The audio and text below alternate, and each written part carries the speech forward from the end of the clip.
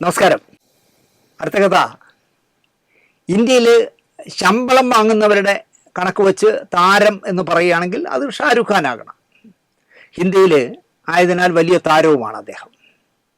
2023 മികച്ച ഇന്ത്യൻ നടൻ്റെ award 2023 award Shahrukh Khan ആയിരുന്നു. നടി റാണി മുഖർജി ആയിരുന്നു മികച്ച നടി. ദാദാ സാഹിബ് ഫാൽക്കെ അവാർഡ് വാങ്ങാൻ വന്ന മോഹൻലാലിനോട് ഈ രണ്ട് അഭിനേതാക്കളും കാണിച്ച ബഹുമാനവും സ്നേഹവും കാണേണ്ടതായിരുന്നു. ഒരിക്കലും അത് കൃത്രിമ പ്രകടനമായിരുന്നില്ല. നമ്മളിവിടെയാണ് മോഹൻലാലിന് വിലയില്ലാത്തതെന്നേ. ഇവിടെ ഓരോരുത്തന്മാർ എന്തൊക്കെ കമൻറ്റുകളാണ് അദ്ദേഹത്തെക്കുറിച്ച് എഴുതി വിടണേ. മമ്മൂക്കയെക്കുറിച്ചും അങ്ങനെ തന്നെ. ഇത് ഷാരൂഖ് ഖാനൊക്കെ മോഹൻലാലിനെ കണ്ടപ്പോൾ, അല്ലെങ്കിൽ മോഹൻലാലിൻ്റെ ഭാര്യ സുചിത്രയോടൊക്കെ പെരുമാറുന്നൊരു ബഹുമാനം കാണണമായിരുന്നു. വിജ്ഞാൻ ഭവനിൽ രാഷ്ട്രപതിയുടെ കയ്യിൽ നിന്നും പുരസ്കാരങ്ങൾ വാങ്ങാൻ മോഹൻലാലും ഷാരൂഖ് ഖാനും നിൽക്കുന്നത് കണ്ടപ്പോൾ ഒരു കൗതുകകരമായ കഥ എൻ്റെ മനസ്സിൽ ഓടി വന്നു. മോഹൻലാൽ മലയാളിയുടെ മുണ്ടും ജുബായും ധരിച്ച് സാധാരണക്കാരനായാണ് അവാർഡ് വാങ്ങി ചെന്നത്. ഷാരൂഖ് ഖാൻ ഒരു താരരാജാവിൻ്റെ പ്രൗഢി തന്നെ ചെന്നു. സൂട്ടും കൂളിംഗ് ഗ്ലാസും ഒക്കെ ഉണ്ടായിരുന്നു. നമ്മുടെ വിജയരാഘവനും സാധാരണ വേഷധാരിയായി മുണ്ടും ഷർട്ടുമിട്ടാണ് രണ്ടാമത്തെ നടൻ്റെ അവാർഡ് വാങ്ങിച്ചത്. ഇവിടെയാണ് എനിക്കൊരു പഴയകാല അനുഭവ കഥ ഓർമ്മ വന്നത്. എക്കാലത്തെയും ഹിറ്റായ ദളപതിയിൽ അഭിനയിക്കാൻ മണിരത്നം മമ്മൂട്ടിയെ ക്ഷണിച്ചു. രജനീകാന്താണ് ദളപതി എന്ന് ഞാൻ പറയണ്ടല്ലോ. കഥ കേട്ടു കൊള്ളാം. തൻ്റെ അനുചരനായാണ് ദളപതി വരുന്നത്. രജനീകാന്തിനെ പോലെ ദക്ഷിണേന്ത്യൻ സൂപ്പർ താരത്തിനൊപ്പം അഭിനയിക്കാൻ പോകുമ്പോൾ നമ്മളും മോശക്കാരനാകാൻ പാടില്ലല്ലോ എന്ന് മമ്മൂക്ക കരുതി. വില കൂടിയ കാറും മേക്കപ്പ് മാനും മേക്കപ്പ് അസിസ്റ്റൻറ്റും കോസ്റ്റ്യൂമറുടെ അസിസ്റ്റൻറ്റും ഡ്രൈവറും എർത്തുകളും ഒക്കെയായി ഒരു പടയോടെ സ്റ്റുഡിയോയിൽ ചെന്നിറങ്ങി. അല്പം താമസിച്ച് തന്നെ ചെന്നു. 10 മണിക്ക് വരാൻ പറഞ്ഞാൽ 10:30. അത് അങ്ങനെയുള്ള ഒരു ശീലമാണ്. രാവിലെ നമുക്ക് 7 മണിക്കാണ് ഫസ്റ്റ് ഷോട്ട്. ഓക്കെ എന്ന് പറയും. 7:30 വരും. ബാക്കിയുള്ളവരൊന്ന് വെയിറ്റ് ചെയ്തിരിക്കണം. അതുപോലെ ദളപതിയുടെ സെറ്റിൽ ചെന്നിറങ്ങി. അവിടെ എങ്ങും ഒരു സൂപ്പർ സ്റ്റാർ വന്ന ലക്ഷണമില്ല. മണിരത്നത്തിനോട് തന്നെ നമുക്ക് ചോദിച്ചു, രജനി സാർ ഇതുവരെ എത്തിയില്ലേ എന്ന് ചോദിച്ചു. എപ്പോഴേ വന്നു, താങ്കളെ കാത്ത് കിടക്കുകയാണ് എന്ന് പറഞ്ഞു. എവിടെ എന്ന് ചോദിച്ചു. ദോ അവിടെ എന്ന് പറഞ്ഞ് മണിരത്നം കാണിച്ചു കൊടുത്തു കിടക്കുന്ന സ്ഥലം. ശരിക്കും പറഞ്ഞാൽ ആ കാഴ്ച കണ്ട് മമ്മൂക്ക ഞെട്ടിപ്പോയി. തൻ്റെ സ്വന്തം ഫിയറ്റ് കാറിൽ, അന്ന് ഫിയറ്റ് കാറാണ് അദ്ദേഹത്തിൻ്റെ കയ്യിലുള്ള, ഫിയറ്റ് കാറിൻ്റെ ബോണറ്റിൽ കിടന്നുറങ്ങുകയാണ് സ്റ്റൈൽ മന്നനായ സൂപ്പർ സ്റ്റാർ. ഈ കഥ ഞാൻ ചുമ്മാ ഉണ്ടാക്കിയതല്ല, മമ്മൂക്ക തന്നെ പല വേദികളിലും പറഞ്ഞതാണ്. മമ്മൂക്കയുടെ വാൽറ്റു ഊരി കളഞ്ഞു. കാരണം അങ്ങനെ വിചാരിച്ചത് രജനീകാന്ത് വരുന്നത് ഭയങ്കര പ്രകടനത്തോടെ ആയിരിക്കും വിചാരിച്ച് അവിടെ കാറിൻ്റെ ബോണറ്റിൽ കിടന്ന് ഉറങ്ങുന്നത്. ഇനി പറയുന്ന കഥ, കഴിഞ്ഞ ആഴ്ച നമ്മളൊരു ഡോക്ടറെ കഥ പറഞ്ഞു, ഡോക്ടർ ഇക്ബാലിനെ കുറിച്ച്. അദ്ദേഹം ലോക എന്ന് പറഞ്ഞ പടം കണ്ടിട്ട് ഭയങ്കര തല്ലിപ്പൊളി പടമാണെന്നൊക്കെ പറഞ്ഞു. ഇപ്പോൾ ഡോക്ടർമാരെല്ലാം ഇറങ്ങിയിരിക്കുകയാണ് സിനിമയെ റിവ്യൂ ചെയ്യാൻ. ഇത്തവണ ഡോക്ടർ ഹാരിസാണ്. മലയാളി മറക്കാറായിട്ടില്ല ഡോക്ടർ ഹാരിസിനെ എന്നാണ് എൻ്റെ വിശ്വാസം. മെഡിക്കൽ കോളേജിൽ ആവശ്യത്തിനുള്ള ഉപകരണങ്ങളില്ല എന്ന് പരസ്യപ്പെടുത്തി വിവാദത്തിൽപ്പെടുകയും മലയാളിയുടെ പിന്തുണ നേടുകയും ചെയ്തു ഹാരിസ്. അതിൻ്റെ കുഴപ്പം ഇപ്പോഴാണ് മനസ്സിലാകുന്നത്. ഡോക്ടർ ഹാരിസ് സിനിമയിലോട്ടങ്ങ് ഇറങ്ങി. അത് എനിക്ക് അങ്ങനെയാണ് തോന്നുന്നത്. അത് സിനിമയിലോട്ട് ഇറങ്ങി എന്ന് പറഞ്ഞാൽ അഭിനയിക്കാനല്ല, വിമർശനവുമായിട്ട് അലക്ഷ്യമായിട്ടാണ് ഹൃദയപൂർവ്വത്തിൽ വിഷയം കൈകാര്യം ചെയ്തത് എന്നാണ് ഡോക്ടർ ഹാരിസിൻ്റെ വിമർശനം. എൻ്റെ പൊന്നു ഡോക്ടറെ, ജീവിതവുമായി ബന്ധമുണ്ടെന്ന് തോന്നിപ്പിക്കണം, വിശ്വസിപ്പിക്കണം എന്നതിനപ്പുറം സിനിമയ്ക്ക് ജീവിതവുമായി ഒരു ബന്ധവും പാടില്ല ഡോക്ടറെ. അതാദ്യം പ്രാഥമികമായി നിങ്ങൾ പഠിക്കൂ. കാരണം ജീവിതവുമായിട്ട് ഈ കലയ്ക്ക് യാതൊരു ബന്ധവും പാടില്ല. പക്ഷേ ജീവിതമാണ് എന്ന് നമ്മൾ തോന്നിപ്പിക്കണം. മൂത്രമൊഴിക്കാൻ ടോയ്ലറ്റിൽ കയറിയാൽ മൂത്രം ഒഴിച്ചിട്ട് അയാൾ പുറത്തിറങ്ങുന്നത് മൂത്രം ഒഴിച്ചിട്ടാണ് എന്ന് തോന്നിപ്പിച്ചാൽ മാത്രം മതി. പ്രേക്ഷകൻ അങ്ങനെ തോന്നണം, അയാളകത്ത് കയറി മൂത്രം ഒഴിച്ചിട്ടാണ് ഇറങ്ങി വരുന്നതെന്ന്. പകരം ടോയ്ലറ്റിൽ കയറി വാതിലിൻ്റെ കുറ്റിയിട്ട് പാൻറ്റിൻ്റെ സിബൂരി മൂത്രമൊഴിച്ച് ഫ്ലഷ് ചെയ്ത് കൈകൾ വാഷ് ബേസിനിൽ ഹാൻഡ് വാഷ് ഉപയോഗിച്ച് കഴുകി ടിഷ്യൂ പേപ്പർ എടുത്ത് കൈകൾ തുടച്ച് ആ പേപ്പർ വേസ്റ്റ് ബോക്സിലിട്ട് വീണ്ടും സിബൊക്കെ ഇട്ട് ഡ്രസ്സ് നേരെയാക്കി ലോക്കെടുത്ത് വാതിൽ തുറന്ന് പുറത്തേക്ക് വരുന്നത്ര ലൈവാകേണ്ട ഒരു കാര്യവുമില്ല എന്നാണ് ഡോക്ടർ ഹാരിസ് ആദ്യം പഠിക്കാനുള്ളത്. ടോയ്ലറ്റിനകത്തേക്ക് കയറി വാതിലടഞ്ഞു. അടുത്ത് വാതിൽ തുറന്നു വരുമ്പോൾ ഇയാൾ മൂത്രം ഒഴിച്ചിട്ട് വരുന്ന ഒരു ആശ്വാസം മുഖത്ത് ഉണ്ടായിരുന്നാൽ മതി. പക്ഷെ ഹാരിസ് അത് സമ്മതിക്കില്ല. ഇപ്പോൾ ചെമ്മീൻ എന്ന് പറഞ്ഞ സിനിമയിൽ സത്യമാഷ അഭിനയിച്ച പളനി ഷീലാമ്മയുടെ കറുത്തമ്മയെ കെട്ടിയിട്ട് അതെങ്ങനെ കല്യാണം കഴിഞ്ഞു എന്ന് കാണിച്ചിരിക്കുന്നത് നിങ്ങളൊന്ന് ചെമ്മീനൊന്ന് കണ്ടു നോക്കൂ ഡോക്ടർ ഹാരിസ്. വിവാഹം ഭംഗിയായി നടന്നത് കാണിക്കുന്നുണ്ട്.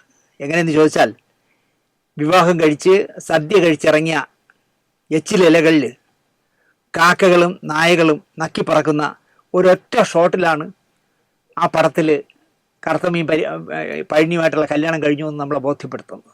ഇത്രേ ആവശ്യമുള്ളൂ. പക്ഷേ ഡോക്ടർ ഹാരിസിന് അത് പോരാ. അതാണ് പ്രശ്നം. ഇപ്പോൾ തന്നെ സിനിമയിലെ കോടതി സീനുകൾ കാണുന്ന പല വക്കീലന്മാരും എന്നോട് ചോദിക്കാറുണ്ട്, വക്കീലായ മമ്മൂട്ടിക്ക് പോലും കോടതിക്കകത്ത് നടക്കാത്ത കാര്യങ്ങളല്ലേ ചെയ്യുന്നത്, മമ്മൂട്ടിക്ക് അറിയില്ലേ എന്നാണ് ചോദിക്കുന്നത്. വാദിയുടെയോ പ്രതിയുടെയോ മുന്നിൽ നിന്ന് നെടുങ്കൽ വാചകങ്ങൾ പറഞ്ഞുകൊണ്ട് നിന്നാൽ പ്രേക്ഷകർ കൂകും, അല്ലെങ്കിൽ ഉറങ്ങും, അല്ലെങ്കിൽ ഇറങ്ങിപ്പോകും എന്ന് പറഞ്ഞാൽ ഈ വക്കീലന്മാർക്കും മനസ്സിലാവില്ല. ഒരു 150 മിനിറ്റിനുള്ളിൽ മുഴുവൻ പറഞ്ഞു തീർക്കേണ്ട ഒരു സിനിമയിൽ തോന്നിപ്പിക്കൽ മാത്രമേ നടക്കൂ ഹാരിസ് ഡോക്ടറെ എന്നാണ് എനിക്ക് പറയാനുള്ളത്.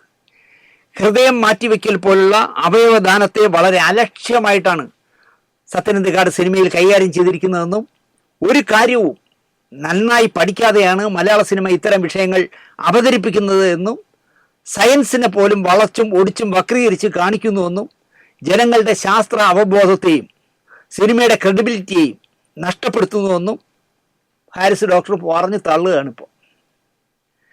ജോസഫ് എന്ന സിനിമയിൽ മസ്തിഷ്ക മരണം അവയവദാനത്തിന് തന്നെ ഏൽപ്പിച്ച പ്രഹരം മാരകമായിരുന്നുവെന്നും ഹാരിസ് ഡോക്ടർ പറയുന്നു. അതിൽ മസ്തിഷ്ക മരണം സംഭവിച്ചത് കാണിച്ചത് അദ്ദേഹത്തിന് ഡോക്ടറെ തലയിൽ അടിച്ച പോലെ തോന്നി, അത്രയും മാരകമായിരുന്നു എന്നാണ് അദ്ദേഹം പറയുന്നത്. എൻ്റെ പൊന്നു ഡോക്ടറെ, സിനിമ എടുക്കുന്നവനും സിനിമ കാണുന്നവനും അറിയാം ഇത് സിനിമയാണെന്ന്. താങ്കൾ ഡോക്ടർ കുപ്പായം ഊരി വച്ചിട്ട് സിനിമ കാണാൻ പോകാത്തതാണ് ഇങ്ങനെയൊക്കെ ചിന്തിക്കേണ്ടി വരുന്നത് എന്ന് മാത്രമേ തൽക്കാലം പറയുന്നുള്ളൂ. ഹൃദയം മാറ്റിവെച്ച വ്യക്തി എടുക്കേണ്ട കരുതലുകൾ ഒന്നും ചിത്രം കാണിക്കുന്നില്ല എന്നുമൊക്കെ ഹാരിസ് ഡോക്ടർ പറയുന്നു. മാറ്റിവെച്ച അവയവം തിരസ്കരിക്കാൻ ശരീരം നിരന്തരം ശ്രമിക്കുമത്രേ. ഇത് സിനിമയാണെന്ന് ഹാരിസിന് അറിയില്ല എന്ന് തോന്നുന്നു. മോഹൻലാൽ ഹാർട്ട് മാറ്റിവെച്ച സന്ദീപ് മേനോനായിട്ട് അഭിനയിക്കുമ്പോൾ ഈ മാറ്റിവെച്ച ഹൃദയം ശരീരവുമായിട്ട് പൊരുത്തപ്പെടുന്നില്ല എന്നുള്ളതൊന്നും കാണിച്ചില്ല മോഹൻലാൽ എന്നാണ് അദ്ദേഹം പറയുന്നത്. എനിക്കെന്തായാലും ഡോക്ടറോട് പറയാനുള്ളത് ഇത് ഫിക്ഷനാണ്, ഡോക്യുമെൻ്ററി അല്ല എന്നുള്ള ബോധമെങ്കിലും ഡോക്ടർക്ക് ഉണ്ടാവണം എന്നാണ്. ഇനി എനിക്ക് പറയാനുള്ളത് ഒരൊറ്റ കഥയേ ഉള്ളൂ, നിങ്ങൾ സീരിയസ് ആയിട്ട് കേൾക്കണം. നമ്മുടെ പാട്ടുകാരിൽ ഒരു തരത്തിലും വിവാദം ഉണ്ടാക്കാത്ത ഗായകനാണ് ജി വേണുഗോപാൽ. പാട്ടുകാരൻ ജി വേണുഗോപാൽ ഒരു തരത്തിലും സിനിമാക്കാരനാകാൻ പറ്റിയ സ്വഭാവക്കാരനല്ല. എനിക്കങ്ങനെയാണ് തോന്നിയിട്ടുള്ളത്. സ്വന്തം കാര്യം സിന്ദാബാദായി ജീവിക്കുന്ന ഒരാളാണ് വേണുഗോപാൽ. ആർക്കെങ്കിലും പാര വയ്ക്കാനോ കുതികാൽ വെട്ടാനോ വെട്ടി നിരത്താനോ പരസ്യമായി ഒരാളെ ഒതുക്കാനായിട്ട് കള്ളം പറയാനോ താൻ പോരുമ ഞാൻ എന്നുള്ള അഹംഭാവം ഉള്ളവനോ ഒന്നുമല്ല വേണു. നന്ദികേട് കാട്ടുമോ വേണു എന്ന് ആരെങ്കിലും എന്നോട് ചോദിച്ചാൽ കാട്ടും എന്നേ ഞാൻ ഉത്തരം പറയൂ.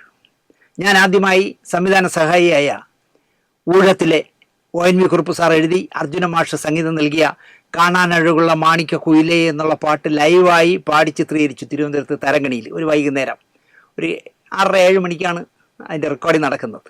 എനിക്കിപ്പോഴും 10-35 വർഷം മുമ്പുള്ള ആ സിനിമയെക്കുറിച്ച്, ആ റെക്കോർഡിങ്ങിനെ കുറിച്ച് നല്ല ഓർമ്മയുണ്ട്. ആ കാലം മുതൽ കാണാനഴകുള്ള മാണിക്യ കുയിലേ എന്നുള്ള പാട്ട് പാടാൻ വന്ന അന്നു മുതൽ എൻ്റെ സുഹൃത്താണ് വേണു.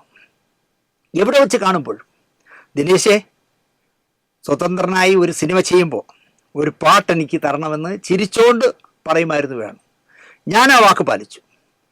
പാട്ട് എഡിറ്റ് ചെയ്ത് പൂർണ്ണമായപ്പോൾ ചിത്രാഞ്ജലി സ്റ്റുഡിയോയിൽ വന്ന് വേണു ആ പാട്ട് കാണുകയും നന്നായിട്ട് ദിനേശെ ചിത്രീകരിച്ചിട്ടുണ്ട് എന്ന് എനിക്ക് കൈ തന്നിട്ട് പോവുകയും ചെയ്തു. പക്ഷേ ആ സ്നേഹം ഒരിക്കലും തിരികെ കിട്ടാറില്ല വേണുവിൻ്റെ നിന്ന്. കാണുമ്പോൾ കുശലം പറയും പിരിയും. അയാൾ തിരുവനന്തപുരത്ത് നടത്തിയ ഒരു പരിപാടിക്കും തിരുവനന്തപുരത്ത് തന്നെ താമസിക്കുന്ന ആളായിട്ട് പോലും എന്നെ ഓർത്തിട്ടേ ഇല്ല, ഒരിക്കലും ഒന്നിനും വിളിച്ചിട്ടില്ല. പക്ഷേ ജി വേണുഗോപാൽ എന്ന് പറയുന്ന ഗായകൻ അപഖ്യാതി പറയുന്നവനോ അഹംഭാവം കൊണ്ട് നടക്കുന്നവനോ ഞാൻ എന്നുള്ള ചിന്തയുള്ളവനോ അല്ല. അതിന് ആര് പറഞ്ഞാലും ഞാൻ അംഗീകരിക്കില്ല.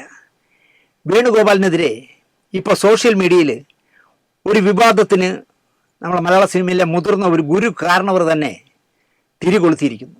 അദ്ദേഹം ഈ പ്രായത്തിൽ രാവിലെ കഴിച്ച് വാട്സാപ്പ് എടുത്ത് വെച്ച് ഇങ്ങനെ നോക്കുകയാണെന്നാണ് ഏതൊക്കെ സിനിമാക്കാർ ആരൊക്കെ എന്തൊക്കെ ചെയ്തു എന്തൊക്കെ പറഞ്ഞു, അതിൽ നമുക്ക് തെറിവിളിക്കാൻ പറ്റി ആരൊക്കെ ഉണ്ടെന്ന് ഇങ്ങനെ നോക്കുന്ന പ്രകൃതം ഉണ്ടെന്ന് എനിക്ക് തോന്നുന്നു. ഒരു കണക്കിന് നല്ലതാണ്, കാരണം വേറെ പണിയൊന്നും ഇല്ലാതിരിക്കുമ്പോൾ നല്ലതാണത്. മധു സാറിൻ്റെ ജന്മദിനത്തിന് വേണു ഒരു ഫേസ്ബുക്ക് പോസ്റ്റ് ഇട്ടു. കണ്ണമൂലയിൽ ഒരു ചെറിയ വീട്ടിൽ അദ്ദേഹം ഒറ്റയ്ക്ക് ജീവിക്കുന്നു, സിനിമയ്ക്കായി സ്വന്തം സമ്പാദ്യമെല്ലാം ചെലവിട്ടു എന്നൊക്കെ നിർദോഷമായി.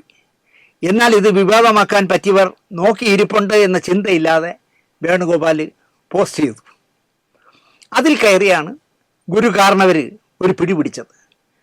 എനിക്ക് തോന്നുന്നു മുമ്പ് എന്തോ ഇട്ട ഒരു പോസ്റ്റിൽ വേണു എന്തോ സത്യം എഴുതിയത് അതിൽ എതിർക്കാനാവാത്തത് കൊണ്ട് മധു സാറിൻ്റെ പറ്റിൽ ഒരു കളി കളിക്കാമെന്ന് തോന്നിക്കാണും ഈ പറയുന്ന കാരണവർക്ക്. സത്യം പറഞ്ഞാൽ മധു സാറ് ചെറിയ വീട്ടിൽ തന്നെയാണ് താമസിക്കുന്നത്. ഞാനെന്തായാലും മധു സാറിനെ നിരവധി തവണ കാണാൻ ചെന്നപ്പോഴൊന്നും അദ്ദേഹത്തിൻ്റെ അടുക്കളയിലും കക്കൂസിലൊന്നും കയറി നോക്കിയിട്ടില്ല. ആദ്യത്തെ 2 മുറികളിൽ ചെന്ന് കയറിയ ഉടൻ വലതുവശത്തുള്ളൊരു മുറിയും വലിയ ഹാളിലും ഇവിടെ രണ്ടിടത്തും ഇരുന്നാണ് മധു സാറിനോട് ഞാൻ സംസാരിച്ചിട്ടുള്ളത്. 92-ാം വയസ്സിലും അദ്ദേഹം ഭാര്യ നേരത്തെ മരിച്ചു പോയതിനാൽ ഒറ്റയ്ക്ക് തന്നെയാണ് താമസം. അതിൽ തർക്കിക്കാൻ പറ്റില്ലെന്നേ. ഇതെന്തിനിങ്ങനെ കള്ളം അല്ലെങ്കിൽ എന്തിനാണ് ഈ വേണുവിനെ കുറ്റം ചാർത്തുന്നത് എനിക്ക് മനസ്സിലാകുന്നില്ല. പരിചാരകരായി പണ്ട് കൂടെ തങ്കം തിരുവട്ടാറെന്ന് പറഞ്ഞ പാട്ട് എഴുതുന്ന ആളൊക്കെ ഉണ്ടായിരുന്നു സാറിൻ്റെ എർത്തായിട്ട്. ഇപ്പോൾ പരിചാരകരായി 2 പേരുണ്ട്. പിന്നെ സാറിൻ്റെ വീടിൻ്റെ മതിലിൻ്റെ തൊട്ട് താഴെയാണ് ഒരു കോമ്പൗണ്ടിൽ മതിൽ തിരിച്ചിട്ടുണ്ടെന്നേ ഉള്ളൂ. വലിയൊരു വീട്ടിലാണ് അദ്ദേഹത്തിൻ്റെ ഏക മകളും ഭർത്താവും മകനും കുടുംബവും ഒക്കെ താമസിക്കുന്നത്. പക്ഷേ എന്നാലും വേണു പറഞ്ഞ കണക്ക് ഒറ്റയ്ക്ക് തന്നെയാണ് മധു സാറിൻ്റെ വാസം. അത് അദ്ദേഹത്തിൻ്റെ തീരുമാനവുമാണ്. വെളുപ്പിന് 3 മണി വരെ സിനിമ കാണുക, നേരം വൈകി ഉച്ചയ്ക്ക് എണീക്കുക, അതൊക്കെ മറ്റാരെയും ശല്യമാക്കണ്ട എന്ന് അദ്ദേഹത്തിന് തോന്നിയിരിക്കാം. അതുകൊണ്ടായിരിക്കും അദ്ദേഹം ഈ പ്രായത്തിലും ഈ 2 പരിചാരകന്മാരുമായിട്ട് സഹായികളുമായിട്ട് ആ വീട്ടിൽ തന്നെ താമസിക്കുന്നത്. ആഹാരം കഴിക്കാൻ പോലും അദ്ദേഹം താഴത്തെ മകളുടെ വീട്ടിലേക്ക് പോകാറില്ല, ഇങ്ങ് കൊണ്ടു കൊടുക്കുകയാണ് ചെയ്യുന്നത്. എപ്പോഴും സന്ദർശക ബാഹുല്യമുള്ളതുകൊണ്ടായിരിക്കാം സാർ താഴെ പോയി കഴിക്കാറില്ല. സാറിന് വിശപ്പ് തോന്നുമ്പോൾ എടുത്ത് കഴിക്കും, ഇവിടെ കൊണ്ട് വച്ചേക്കും മേശപ്പുറത്ത്. സ്വന്തമായൊരു കാറ് പോലും മധു സാറിനില്ല. ഇനി ഇത് പറഞ്ഞാൽ ക്ഷിപ്രകോപിയായ ഗുരു കാരണവർ വെറുതെ ആ കാറില്ല എന്ന് ദിനേശ് പറഞ്ഞു എന്നൊന്നും പറയരുത്. സാറിനിപ്പോൾ സ്വന്തമായി കാർ പോലും ഇല്ല. അത് ദാരിദ്ര്യവാസിയായതുകൊണ്ടല്ല. അത് പറഞ്ഞാൽ മധു സാർ ദാരിദ്ര്യവാസിയാണെന്ന് ദിനേശ് പറഞ്ഞു എന്ന് പറഞ്ഞോളേ. ഞാൻ ആ അർത്ഥത്തിലല്ല പറയുന്നത്. എന്നെ ഒരിടത്തേക്ക് ദിനേശിന് കൊണ്ടുപോകണമെങ്കിൽ എനിക്ക് സുഖമായി കയറാൻ പറ്റുന്ന ഒരു കാറുമായി വരണം, എന്നാലേ ഞാൻ വരുമെന്ന് എന്നോട് ചിരിച്ചോട്ട് പറഞ്ഞ ആളാണ് മധു സാർ. അപ്പോൾ ഞാൻ നോക്കിയാൽ കാർ ഷെഡില്ലേ ഒരു ടയർ ഇരിക്കുന്നു കാറിൻ്റെ. അപ്പം ഞാൻ ചോദിച്ചു, ആ ടയർ എന്തിനാ അവിടെ ചാരി വെച്ചിരിക്കുന്നത് എന്ന് ചോദിച്ചു. നിർദോഷമായി സാറിൻ്റെ ഇതൊരു ഫലിതം കേൾക്കാൻ വേണ്ടിയാണ്. ആനയെ വിറ്റാലും തുറട്ടി ആ വീട്ടിൽ ചാരി വെച്ചിരിക്കും. തുറട്ടി എന്ന് പറഞ്ഞാൽ ആനയെ കൺട്രോൾ ചെയ്യാൻ വേണ്ടി ആനപ്പാപ്പം കൊണ്ട് നടക്കുന്ന ഒരു വടിയുണ്ടല്ലോ, അതിനാണ് തുറട്ടി എന്ന് ഞങ്ങൾ തിരുവനന്തപുരത്ത് പറയുന്നത്, മറ്റുള്ളടത്ത് എനിക്കറിയില്ല. അപ്പോൾ ആനയെ വിറ്റാലും തുറട്ടി ചാരി വയ്ക്കും പോലെ എനിക്ക് കാർ ഉണ്ടായിരുന്നുവെന്ന് വരുന്നവരെ ബോധ്യപ്പെടുത്താനാണ് ആ ടയറോടെ വച്ചേക്കണമെന്നാണ് മധു സാറിൻ്റെ പറഞ്ഞത്. ഞാൻ തലകുത്തി ചിരിച്ചുപോയി. 72 വയസ്സിലോ മറ്റോ മരിച്ചു പോകുമെന്ന് ഏതോ കണിയാൻ എഴുതി വെച്ചതിനാൽ ഞാൻ എൻ്റെ എല്ലാം ചെലവിട്ട് തീർത്തു, കയ്യിലുണ്ടായിരുന്ന എല്ലാം ചെലവിട്ട് തീർത്തു, ഞാനിപ്പോൾ ദരിദ്രനാണെന്ന് ചിരിച്ചോട്ട് പറയുന്നതും ഈ വലിയ മനുഷ്യനാണ്. മധു സാറാണ് പറയണേ. 72 വയസ്സ് ചത്തുപോകുമെന്ന് പറഞ്ഞുകൊണ്ട് ഞാൻ എല്ലാം ദർബാർ കളിച്ച് തീർത്തു, ഇപ്പം ഞാൻ ദരിദ്രവാസിയാണെന്ന് പറയുന്നത് സാറാണ്. അതൊരു വലിയ മനുഷ്യന്, വലിയ മനസ്സുള്ളൊരു മനുഷ്യനെ അങ്ങനെ പറയാൻ കഴിയും. അതിനകത്ത് അർത്ഥം എന്താണെന്ന് ചോദിച്ചാൽ അദ്ദേഹത്തിന് കണ്ണമല്ലി റേഷൻ കടയിൽ നിന്ന് പോലും റേഷൻ അരി കിട്ടുന്നില്ല എന്നല്ല, അല്ലെങ്കിൽ അദ്ദേഹം പട്ടിണി കിടക്കുന്നു ഒന്നുമല്ല. വേണുഗോപാലും അത്രയെ കരുതി കാണൂ എന്നാണ് ഞാൻ വിശ്വസിക്കുന്നത്. വേണുവൊന്നും മധു സാറിൻ്റെ അടുത്ത് പോലും ചെല്ലില്ല എന്നാണ് എൻ്റെ വിശ്വാസം. എന്നാലും അയാൾക്ക് മധു സാറിനെ ഇഷ്ടമായിരിക്കും. അതുകൊണ്ടാണല്ലോ ജന്മദിനം ഓർത്ത് ഒരു കുറിപ്പിട്ടത്. മലയാള സിനിമയുടെ ഈ രാജ് കപൂറിന് എൻ്റെ ജന്മദിന ആശംസകൾ എന്നാണ് വേണു ആശംസാക്കുറിപ്പ് അവസാനിപ്പിക്കുന്നിടത്ത് എഴുതിയിരിക്കുന്നത്. വേണു 6ാം ക്ലാസ്സിൽ പഠിക്കുന്ന കാലത്ത് അദ്ദേഹത്തിൻ്റെ വലിയച്ഛൻ്റെ കാറിൽ യാത്ര ചെയ്യവേ പെട്രോൾ അടിക്കാനായിട്ട് സെക്രട്ടറിൻ്റെ എതിർവശത്തുള്ള മരക്കാറിൻ്റെ പെട്രോൾ പമ്പിൽ കയറ്റി കാർ. അപ്പോൾ പെട്രോൾ അടിക്കുന്ന കുറച്ച് സമയം എടുക്കുമല്ലോ, പെട്രോൾ അടിക്കാൻ വേണ്ടി വെയിറ്റ് ചെയ്ത് നിൽക്കുമ്പോൾ തൊട്ടപ്പുറത്ത് ഒരു വെള്ള അംബാസഡർ കാർ വന്നു. അതിൻ്റെ പുറകിലത്തെ സീറ്റിൽ നിന്ന് ആജാന്റെ ബാഹുവായ ഒരു മനുഷ്യൻ പുറത്തേക്ക് ഇറങ്ങിയിട്ട് മുണ്ടൊന്ന് ടൈറ്റ് ചെയ്ത് കൊടുത്തു. പമ്പിലെ ജീവനക്കാരും ചുറ്റുമുള്ളവരും കണ്ണെടുക്കാതെ ആ വ്യക്തിയെ തന്നെ നോക്കിക്കൊണ്ടിരുന്നു. അപ്പം ഞാനും നോക്കിക്കൊണ്ടിരുന്നു എന്നാണ് ഈ 6 വയസ്സുകാരൻ 6ാം ക്ലാസ്സിൽ പഠിക്കുന്ന വേണു പറയുന്നത്. ആദ്യമായി മധുസാറിനെ കണ്ട കഥ വേണു പറയുന്നത് അങ്ങനെയാണ്. 6ാം ക്ലാസ്സിൽ. അപ്പോൾ 6 എന്ന് പറയുമ്പോൾ 12 വയസ്സുള്ളപ്പോഴാണ് മരക്കാരുടെ പെട്രോൾ പമ്പിൽ വെച്ച് ആദ്യമായിട്ട് മധുസാറിനെ കണ്ട ഓർമ്മ പോലും അത് കൊണ്ടു നടക്കുന്നു. ഞാൻ മധുസാറിനെ കണ്ടതും എനിക്ക് നല്ല ഓർമ്മയുണ്ട്. അമ്മ ചാല കമ്പോളത്തിൽ എന്തെങ്കിലുമൊക്കെ സാധനങ്ങളൊക്കെ വാങ്ങാൻ പോകുമ്പോൾ, ഇത്തവണ പോകുമ്പോൾ അമ്മ ഞങ്ങളെ കൊണ്ടുപോകും, എന്നെ കൊണ്ടുപോകുകയാണെങ്കിൽ അടുത്ത മാസം പോകുമ്പോൾ അച്ഛനെ കൊണ്ടുപോകും. അല്ല, അച്ഛനൊന്നും എൻ്റെ അനിയനെ കൊണ്ടുപോകും. അങ്ങനെ ഒരിക്കൽ കിഴക്കക്കോട്ട വന്നിട്ട് ഇപ്പോൾ ബാബ സ്റ്റുഡിയോ ഇരിക്കുന്ന, കിഴക്കക്കോട്ടയിലെ ബാബ സ്റ്റുഡിയോ ഇരിക്കുന്നിടത്തോട് നടന്നു പോകുമ്പോൾ ഒരു ലൈറ്റ് നീല, ആകാശ നീലയുള്ള ഒരു കാറ് വന്ന് നിൽക്കുക. അതിൽ നിന്ന് ഒരാളിറങ്ങി. എനിക്കറിയില്ലായിരുന്നു. അമ്മ എന്നോട് രഹസ്യമായിട്ട് കാതി പറഞ്ഞു, അതാണ് സിനിമാ നടൻ മധു എന്ന് പറഞ്ഞു.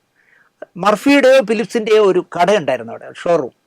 ആ മർഫി എന്നാണ് എൻ്റെ ഓർമ്മ. ആ മർഫിയുടെ കടയിൽ കയറി എന്തോ റേഡിയോ വാങ്ങാനോ എന്തിനാണ് സാറ് കാറിൽ നിന്ന് ഇറങ്ങി അതിനകത്തേക്ക് കയറിപ്പോയത്.